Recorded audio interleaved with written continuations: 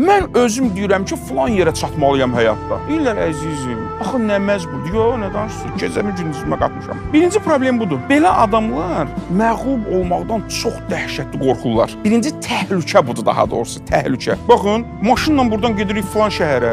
Bu əladır, maşınla səyahət əladır. Amma mənə deyirlər ki, bax təhlükə var ha yolda. Nədir təhlükə? Filan yerdə çala var, ora düşərsən, ehtiyatlı ol. Bax, yüksək sürətlə sürmə. İndi mənə deyirlər, yüksək sürətlə sürmə, bu təhlükə olacaq yolda. Mən deyirəm ki, onda yol getmirəm daha. Yo, getməlisən.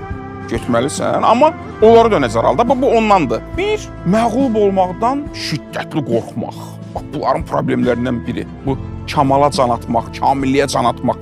Perfeksiyonistlərin problemlərindən biri. Qorxurlar məğlub olmanı, depressiyaya düşürlər məğlub olmanı. İkincisini deyim, dayanım. Lovğalıq dayanmadan çalışır, dayanmadan inkişafa can atır, lovğalanır.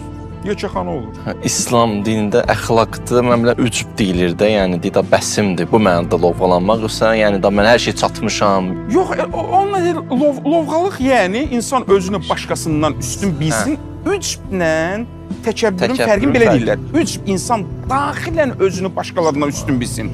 Təkəbbür isə özünü daxilən başqalarından üstün bilməyini göstərir, təzahür etdirir çöldə, hərəkətlərində. Əgər təzahür etdirməsən, içində qalsa, bu dərd yarıdır. Amma o da çətindir də. Niyə çətindir?